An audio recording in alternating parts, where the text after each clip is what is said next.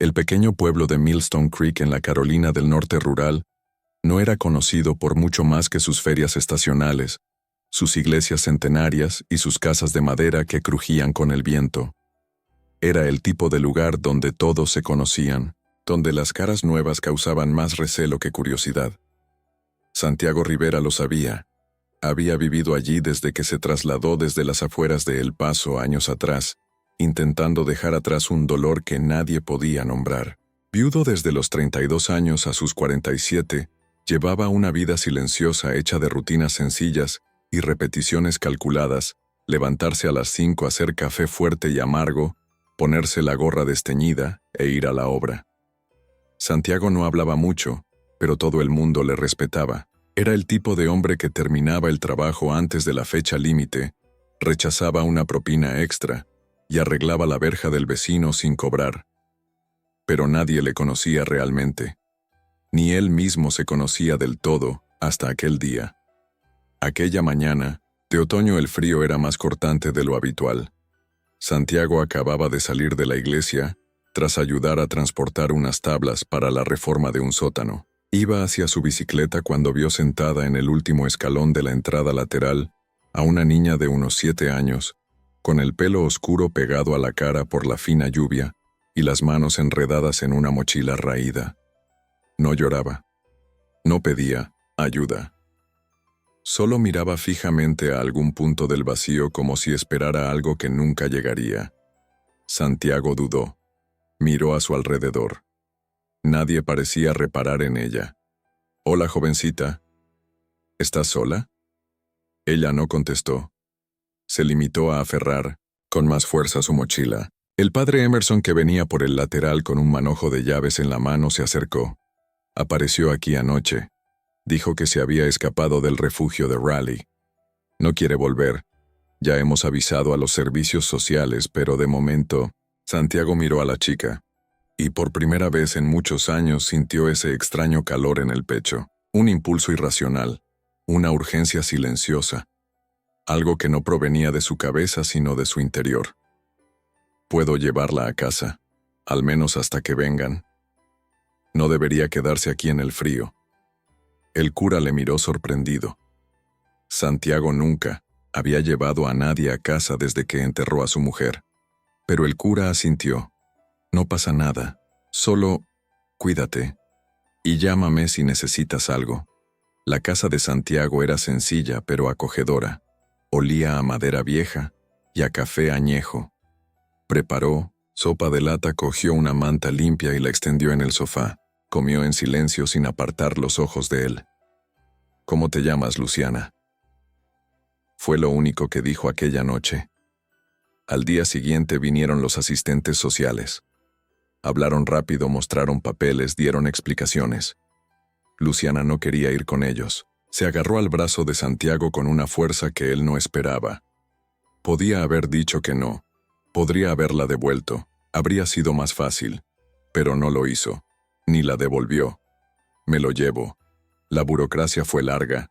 Dijeron que no era pariente, que era viejo, que era un hombre soltero sin hijos, que era mejor dejar a la niña con una familia certificada. Pero Santiago insistió.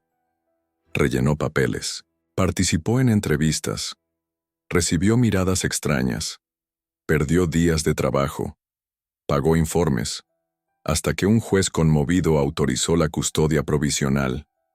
Luciana se quedó. Los primeros meses fueron extraños. Hablaba poco, comía despacio y no tocaba a nadie. Santiago hacía lo que podía, compartía el almuerzo, le enseñaba a usar herramientas, la dejaba pintar las paredes de su cuarto como quisiera. Poco a poco la niña fue cediendo. Una sonrisa, una risa contenida, una pregunta antes de acostarse. Al final del primer año le llamó papá. Fue un domingo mientras él lavaba el coche. Apareció de la nada con la camiseta manchada de pintura y dijo: «Papá, ¿puedo ayudarte?». Él se quedó helado. Sus manos aún sujetaban el trapo mojado, sus ojos fijos en ella, como si hubiera oído mal. «¿Qué has dicho?». «He dicho papá». No contestó. Solo sonrió, y esa sonrisa le acompañó durante días. Pero Millstone Creek No era amable con los diferentes, ni siquiera con los improbables. Una chica, sola susurraban en la cola del supermercado. Ni siquiera tiene familia. Qué extraño. Las palabras no se las dijeron a él, pero escuchó. Siempre lo hacía. Y dolían. Le dolían más cuando le llegaban a Luciana cuando volvía de la escuela en silencio con los ojos bajos y arrastrando la mochila. ¿Por qué dicen que no eres mi padre, Santiago? Se arrodilló frente a ella. Cogió sus pequeñas manos entre las suyas. Porque hay gente que solo entiende el amor si viene con un papel firmado. Pero nosotros sabemos lo que se siente, ¿no? Ella asintió. Así que eso es lo que importa. Pasaron los años. Luciana creció, y con el tiempo la niña tímida dio paso a una joven firme e inteligente, con grandes sueños y un coraje aún mayor. Santiago también envejeció, pero con ella nunca se sintió viejo. Se convirtieron en una familia, poco convencional, no aceptada por todos, pero real, plena. Pero no todo amor es suficiente para borrar el pasado. Y a veces cuando el pasado regresa, viene exigiendo respuestas que nadie quiere dar. La mañana había comenzado como cualquier otra en Winston-Salem, Carolina del Norte. Pero en el corazón de Santiago Rivera todo latía de otra manera. El cielo estaba despejado, el aire más fresco de lo habitual, y la ciudad vibraba con una energía que no podía nombrar. Cruzó la plaza principal con una camisa almidonada, su vieja gorra, sustituida por un corte de pelo fresco, y un gastado maletín de cuero en las manos. Era el gran día. Luciana, de 18 años, iba a ser galardonada por una ONG internacional que apoyaba a jóvenes promesas en situación vulnerable. Había quedado primera en medicina en la Universidad de Carolina del Norte, con una beca completa, la primera estudiante de una escuela pública de Millstone Creek en conseguirlo. El acto tendría lugar en el centro de convenciones de la ciudad. Habría cámaras, discursos, aplausos y, por supuesto, miradas. Muchas. Santiago se sentía como pez fuera del agua. Nunca se le habían dado bien las multitudes, pero por ella se enfrentaría a cualquier cosa. Luciana subió al escenario con un vestido azul claro y el pelo recogido en un elegante moño. Estaba preciosa, radiante, serena. Pero Santiago, desde el público, notó algo en sus ojos.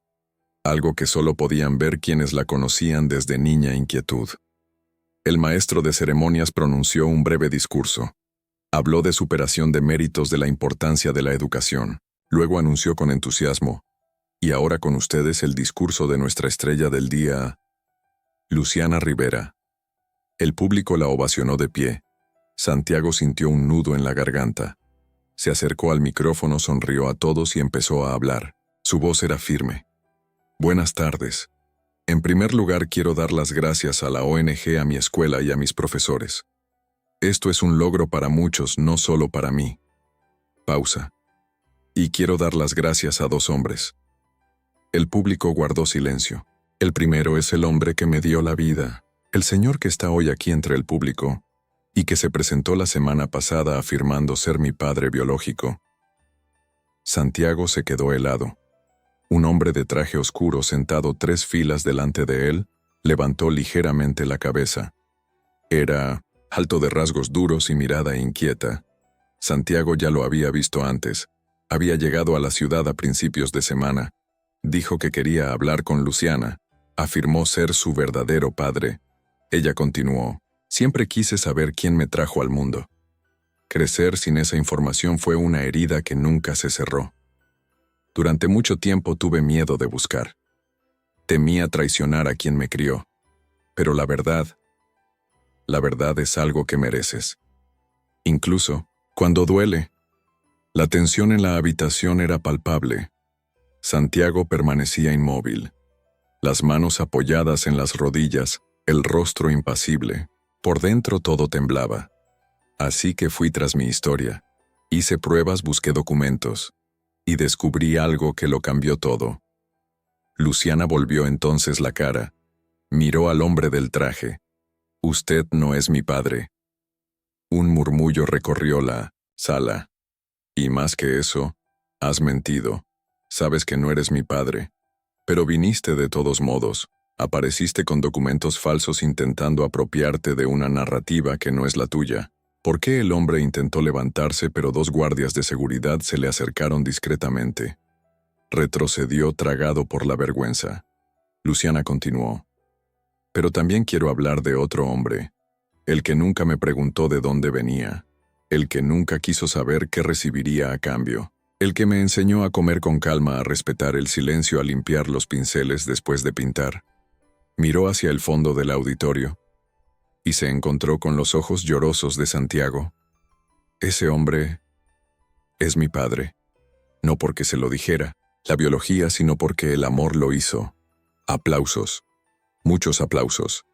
Algunos se pusieron de pie, pero ella levantó la mano pidiendo silencio, y aún así, aún con todo eso, todavía tenía que saberlo, todavía tenía que ir tras ella, y en ese camino encontré más de lo que esperaba, porque no solo encontré a mi falso padre, encontré a mi madre biológica. Más murmullos. Santiago cerró los ojos. Hoy está aquí. En un rincón del público, una mujer de pelo rizado, recogido en un pañuelo, piel morena y ojos hundidos, se levantó tímidamente. Luciana le tendió la mano. La mujer subió al escenario con pasos medidos, el rostro tenso. Esta es Raquel. Me llevó en su vientre, y por presiones, miedo, amenazas, me dejó en la puerta de un orfanato. El hombre que acababan de expulsar fue el responsable. Me separó de ella. Me chantajeó. Prometió llevársela y desapareció. Santiago sintió que le ardía el pecho. Era como si reviviera el momento en que vio a Luciana por primera vez, empapada, muda en la puerta de la iglesia. Raquel tomó el micrófono. No vine a pedir perdón, vine a decir la verdad. Cuando vi a Luciana en las redes sociales supe que era ella. El collar que le regalé sigue con ella. Yo solo quiero que sepa que nunca la abandoné por voluntad propia.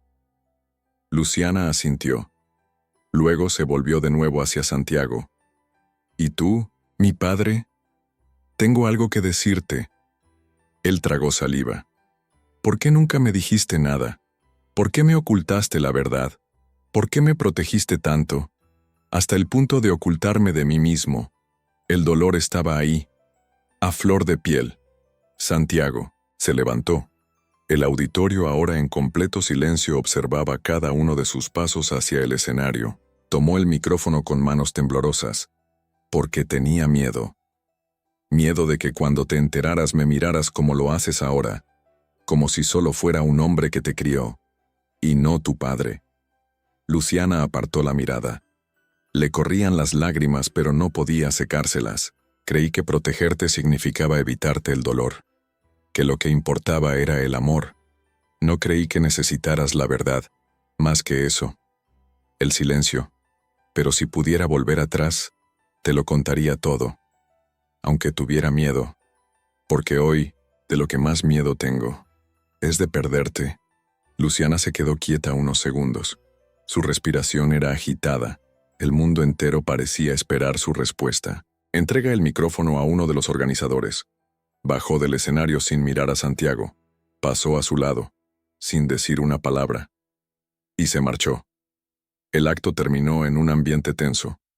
Algunos intentaron disimularlo. Otros intentaron hacer comentarios. Pero la mayoría solo quería entender lo que acababa de ocurrir. Santiago permaneció sentado durante más de media hora. Cuando por fin salió, caminó despacio hacia el aparcamiento. El sol empezaba a ocultarse. Santiago. Una voz le detuvo. Era Raquel. Ella necesita tiempo. Ha pasado mucho. ¿Lo entiendes, verdad? Se limitó a asentir. No tenía fuerzas para contestar. Solo quería decir gracias. Por todo. Por cuidarla. Por quererla. Ella le tocó el hombro. Luego se fue. Las semanas siguientes fueron vacías. Luciana no volvió a casa aquella noche. Se fue con Raquel a una pensión cercana. Santiago intentó llamar. Le escribió. Pero ella no contestó.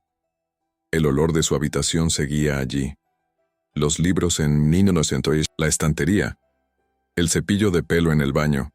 todo intacto, excepto él. Siguió su rutina lo mejor que pudo, volvió al trabajo, volvió a hacer café, pero sus ojos estaban siempre bajos. La radio se apagó. La casa estaba demasiado silenciosa. A la cuarta semana llegó una carta, sin remitente. Papá, no fui justa contigo. Necesitaba espacio para organizar lo que tenía dentro. Me lo diste todo. Todo. Pero también necesitaba saber quién era antes de ser tu hija. Todavía estoy tratando de entenderlo todo. Pero quería que supieras que no importa lo que descubra, el amor que siento por ti no cambia. Tú eres mi padre. Siempre lo has sido, Luciana. Santiago releyó la carta durante días, y cada vez las lágrimas brotaban de la misma manera, silenciosas, saladas, obstinadas. Pero junto con ellas algo renacía. La esperanza. Al comienzo de la primavera recibió una invitación. Era de la universidad. Un acto para dar la bienvenida a los estudiantes de primer año. Habría una conferencia abierta. Luciana estaría entre los estudiantes homenajeados. Santiago fue. Se sentó discretamente al fondo del auditorio como hacía en todos los eventos. Cuando Luciana entró no lo vio. Caminó hacia el frente, charló con sus colegas, rió. Parecía tranquilo. Cuando terminó el acto se levantó despacio. Estaba a punto de irse cuando oyó. Papá se dio la vuelta. Luciana caminaba hacia él, con los ojos llorosos y una sonrisa. Has venido. Siempre vendré, niña. Lo abrazó, largo, fuerte, como la primera vez que le llamó padre, y cerca de su oído le dijo, no eres solo el que me crió, eres el que me salvó. Santiago cerró los ojos, y allí supo que todo había valido la pena. El reencuentro había sido breve pero memorable. El abrazo largo, las palabras pocas. Pero Santiago salió de aquel auditorio con algo diferente en el pecho.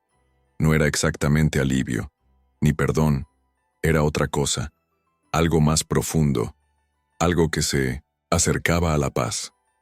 Sin embargo, incluso después de ese momento con Luciana, sabía que no todo se había resuelto. La semana siguiente Santiago regresó a Millstone Creek. La rutina regresó como un viejo y acogedor abrigo, el olor del café, por la mañana el lejano bocinazo del camión del lechero, el chirrido de la puerta del garaje que aún prometía arreglar. Pero había un espacio en todo. Una pausa invisible entre los ruidos. El silencio de la casa parecía mayor ahora. Incluso echaba de menos los pasos apresurados de Luciana por el pasillo, la luz de su habitación encendida a las 3 de la madrugada, el sonido sordo de sus vídeos de biología en el móvil. El sábado fue a la plaza central. Se sentó en el banco cerca del kiosco de música donde solía tomar un helado con ella en los veranos. La heladería seguía teniendo el mismo cartel, azul descolorido, los mismos sabores. Pero la chica que pedía 2 sabores mezclados y una sola bola, ya no estaba allí. Señor Rivera. La voz le resultaba familiar. Santiago levantó la vista y vio al padre Emerson más canoso con las mismas gafas redondas de hace años. Hace tiempo que no le veo por aquí, dijo el sacerdote tomando asiento a su lado. La vida se ha vuelto silenciosa. El cura asintió en señal de comprensión. Durante unos segundos ninguno de los dos habló. Luego Emerson continuó. Sabes, siempre admiré la forma en que cuidabas de Luciana. Nunca preguntaste por qué. Simplemente la acogiste. Santiago miró al suelo. A veces me pregunto si hice lo correcto. Escondí demasiado, protegí demasiado, y quizá eso creó un muro entre nosotros. O quizá construyó un hogar, respondió el sacerdote. Ella vino a ti, volvió a ti. Eso dice mucho. En Chapel Hill, Luciana también intentaba reorganizar sus sentimientos. La universidad era un reto, sí, pero no era eso lo que le quitaba el sueño. Era el vacío de certezas. La sensación de estar entre dos mundos. No sabía exactamente qué sentir por Raquel. Su madre biológica intentó acercarse a ella con cuidado. Le enviaba mensajes cortos, a veces flores, a veces silencio. Luciana no la rechazaba, pero tampoco cedía. Se sentía dividida entre el sólido amor de Santiago y su dolorosa curiosidad por saber quién podría haber sido si Raquel no se hubiera visto obligada a abandonarla. Una tarde, mientras paseaba por el campus, se detuvo frente al lago donde solía sentarse a estudiar. En el reflejo del agua, vio algo que le molestó: su propia cara con rasgos que no sabía de quién había heredado. Cabello oscuro como el de Santiago, pero ojos almendrados como los de Raquel. Era como si estuviera cosida entre dos pasados que nunca había elegido. 2 semanas después decidió visitar Millstone Creek. No se lo dijo a Santiago. Cogió el autobús nocturno y llegó por la mañana con el mismo abrigo verde que él le había regalado por Navidad hacía 5 años. Llamó a la puerta. Él respondió con un grito ahogado y su rostro se iluminó de inmediato. ¿Has venido? Sí, he venido. La abrazó con fuerza. No preguntó por qué. Simplemente le hizo sitio para que entrara. Se sentaron a la mesa de la cocina. La radio que llevaba meses apagada se encendió sin pensarlo. Sonaba una vieja y suave canción que ambos conocían. Luciana miró a su alrededor. Todo estaba exactamente como lo recordaba. «Necesito decirte algo», dijo por fin. Santiago dejó de remover el café. «Encontré cosas en el orfanato, registros antiguos. Hay más de lo que Raquel me contó». Más Luciana asintió. «Hay una mujer. Aparece en las fotos, siempre en segundo plano, siempre con un velo, y en todas yo estoy en su regazo. No es es Raquel. Tampoco es una monja registrada. Pero aparece. Y hay algo». Sacó una fotografía descolorida del bolsillo. «Este collar», dijo señalando, «es el mismo que me regalaste cuando cumplí 15 años». Santiago se quedó helado. «Me dijiste que era de tu madre». Se quedó callado. En la radio solo sonaba estática. ¿Quién era ella, Santiago? Se pasó las manos por la cara. Respiró hondo. No sé su nombre. Nunca lo supe. Pero recuerdo aquel día como si fuera hoy. Nos contó por primera vez en detalle cómo conoció a Luciana, cómo sintió que era suya incluso antes de saber su nombre, cómo la mujer que la había dejado desapareció el mismo día sin dejar rastro. Esa mujer me miró con una desesperación que nunca he olvidado, y le dejó una nota que no tuve el valor de enseñarle. Luciana se levantó bruscamente. ¿Qué nota? Santiago se acercó al armario de la ropa sucia. Rebuscó en una vieja caja llena de sobres, billetes viejos y notas sueltas. Sacó un papel amarillento, doblado 4 veces. Luciana lo cogió con manos temblorosas. Lo abrió lentamente. «Sé que estás haciendo lo correcto. Cuida de ella. Es todo lo que tengo. Pero si algún día quieres saber, dile que nunca dejé de cuidarla». Firmado solo con la letra L. Luciana se sentó lentamente. Las lágrimas comenzaron a brotar. No de dolor, de confusión. ¿Por qué guardaste esto durante tantos años? Porque quería que fueras solo mía. Egoísta, tal vez, pero no quería compartirte con ningún pasado que pudiera hacerte daño. Ella asintió sin dejar de mirar la nota. «Tengo que averiguar quién es esta mujer». Lo sé. «¿Me ayudarás?» Santiago dudó un segundo. Pero luego con una sonrisa triste respondió, «Siempre». Mientras tanto, en un elegante despacho, de Charlotte, el hombre que se había hecho pasar por el padre biológico de Luciana, miraba un expediente abierto sobre la mesa. «Está investigando». «Déjala investigar», respondió una voz al otro lado de la línea. «Está demasiado cerca para parar ahora. Y si se entera, lo descubrirá. Y cuando lo haga será demasiado tarde». El hombre colgó el teléfono. En el dossier una foto reciente de Luciana, y debajo un nombre: Lianora. Durante las semanas siguientes, Luciana y Santiago volvieron a trabajar juntos. Con cada pista un nuevo enigma. El orfanato donde Luciana había sido inscrita oficialmente había sido cerrado. Las monjas habían sido trasladadas. Algunas habían muerto, otras desaparecidas. Pero había un nombre que aparecía con frecuencia en notas sueltas en los márgenes de los registros: Sorlia, y siempre con una nota no registrada oficialmente. Luciana, cada vez más decidida, buceó en los archivos como quien busca oxígeno. Santiago a su lado le ofrecía lo que podía: apoyo, silencio, manos firmes. Durante una visita a una parroquia de Asheville, una monja anciana reconoció a la mujer de la foto. Era la hermana Lía. Pero Lía no era su nombre. Se llamaba Leonora. Ella nunca hablaba del pasado. Llegó aquí después de pasar por una comunidad en la frontera de Texas. Tenía ojos tristes. Luciana estaba paralizada.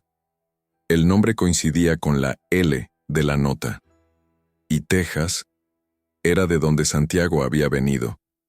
Mencionó algún hijo. Ella siempre decía que su mayor dolor era tener que dejar algo atrás. Nunca dijo qué, pero a veces lloraba abrazada a una caja con un collar. Luciana y Santiago se miraron. Era el mismo collar. De vuelta en casa, Luciana estaba sentada en el balcón. Santiago le había traído 2 cafés. Y si es mi mamá, tal vez lo sea. ¿Eso cambia todo? No cambia lo que vivimos, ni lo que somos. Pero podría cambiar lo que necesitas entender sobre ti mismo. Ella le miró. Luego al cielo anaranjado del atardecer. Gracias por no rendirte nunca conmigo. Yo nunca podría. Sonrió, y por primera vez en semanas parecía ligera, pero la ligereza duró poco. A la mañana siguiente, un correo electrónico anónimo llegó a su bandeja de entrada. Solo una frase: estás más cerca de lo que crees. Pero ten cuidado, no todo el amor es lo que parece. Adjunta había una foto: una monja con velo blanco y un bebé en el regazo. Al fondo, una sombra indistinta. Un hombre de espaldas a ella, pelo oscuro, gorra vieja. Luciana amplió la imagen. La gorra era la misma que Santiago llevaba desde hacía años. Luciana se quedó mirando la pantalla del portátil como si el tiempo se hubiera detenido. La foto era vieja, granulada, pero lo bastante clara. La monja con el bebé en brazos. El collar. La sombra del hombre del fondo. La gorra desgastada y torcida en la cabeza parecía sacada directamente de la memoria. Santiago guardó el portátil con el corazón martillándole en el pecho. Necesitaba un poco de aire. Se levantó de la habitación del hostal donde se alojaba temporalmente en Millstone Creek y salió al balcón. La brisa fría de la mañana le cortaba la piel como agujas, pero era mejor que la asfixia que sentía en su interior. ¿Cómo estaba allí esa gorra? ¿Conocía Santiago a la monja de la foto? ¿La había dejado en el orfanato? ¿La había salvado? ¿O...? Luciana odiaba esas preguntas. Odiaba aún más el sentimiento que la embargaba la duda. Era como si todas las certezas que había construido a lo largo de los años se derrumbaran bajo sus pies, pero sabía que tenía que afrontarlo, y sabía dónde encontrar respuestas. Santiago estaba en el garaje reorganizando herramientas viejas. No se volvió cuando oyó sus pasos. Se limitó a decir en voz baja: ¿recibiste el email? Luciana se detuvo a su lado observando sus lentos movimientos con los alicates y los tornillos. ¿Eres tú el de la foto? Él soltó un suspiro y dejó la caja en el suelo. Sí, se volvió hacia ella con los ojos serenos, cansados, sin defensa. La mujer de la foto, Leonora. Es tu madre. Luciana cerró los ojos. Un silencio pesado se hizo entre ellos. ¿Por qué, Santiago? ¿Por qué nunca me lo dijiste? ¿Por qué? Mentiste cuando te pregunté. Porque creí que estaba haciendo lo correcto, dijo con la voz quebrada. No sabía quién era en realidad. Solo sabía que estaba huyendo, que tenía miedo. Aquella noche me pidió ayuda en la frontera. Me dijo que querían quitarle a su hija, que ya no tenía a nadie. Yo solo era un hombre cruzando Nuevo México, tratando de olvidar mi propio dolor. Pero, cuando te vi en sus brazos, se detuvo con la voz quebrada. Cuando te puso en mi regazo y dijo: salva a mi hija, lo supe. Supe que mi vida iba a cambiar en ese mismo instante. Luciana sintió que se le salía una lágrima, pero no se la secó. Me llevaste al orfanato, sí. Eso fue lo que ella pidió. Pensó que allí estaría segura. Pero cuando volví 2 días después, para ver si todo iba bien, había desaparecido. Nadie sabía dónde estaba, ni siquiera la policía. Lo único que me dejaron fue esa nota. ¿Y por qué no me lo dijiste? Santiago se acercó.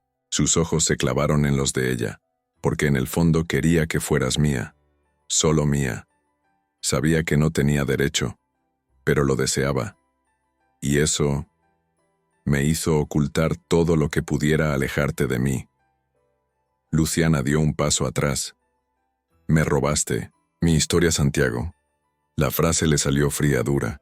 Se estremeció. Tragó saliva. Ya lo sé. Y si pudiera volver atrás, lo haría de otra manera. Pero nunca dejé de quererte. Nunca dejé de cuidarte como a una hija. Ni por un segundo. Permaneció en silencio durante mucho tiempo. Luego finalmente dijo: voy a averiguarlo todo. Sobre ella. Sobre lo que pasó después. Pero quiero que sepas que aunque me hagas daño sigues siendo mi padre. Asintió lentamente. Era un castigo que aceptaba, y se lo merecía. Durante los días siguientes Luciana inició una nueva búsqueda, esta vez con más claridad. Sabía el nombre de la mujer. Conocía el lugar aproximado donde había sido vista por última vez, una comunidad aislada en el sur de Texas, cerca de la frontera con México. Llamó a los archivos municipales, revisó los registros de los refugios, buscó nombres similares a Leonora en las listas de voluntarios desaparecidos. Las respuestas eran escasas, pero el patrón estaba claro: la habían borrado. Aún así, Luciana no se rindió, porque ahora más que nunca quería saber quién era. ¿Y por qué? En medio de esta investigación también volvió a hablar con Raquel. La relación fue lenta, cautelosa, pero sincera. Raquel respetaba los silencios y respondía cuando la llamaban. Le contó a Luciana todo lo que sabía sobre el hombre que se había hecho pasar por su padre, un antiguo socio de su familia, que se lucró traficando con adopciones ilegales en los años 2000. Nunca supe lo que te hizo, confesó Raquel durante una llamada telefónica. Solo lo entendí cuando vi tu foto años después, y me culpé todos los días por ello. Luciana le dio las gracias, pero no le prometió perdón. Un mes después, durante una clase de bioética en la universidad, Luciana presentó su proyecto final de investigación: Memoria invisible, el derecho al pasado en los niños adoptados irregularmente. En un auditorio abarrotado, habló sin vacilar sobre el abandono, la identidad y la importancia de permitir que la verdad, por dolorosa que sea, salga a la luz. Al final de su presentación recibió una gran ovación, pero no fue el reconocimiento.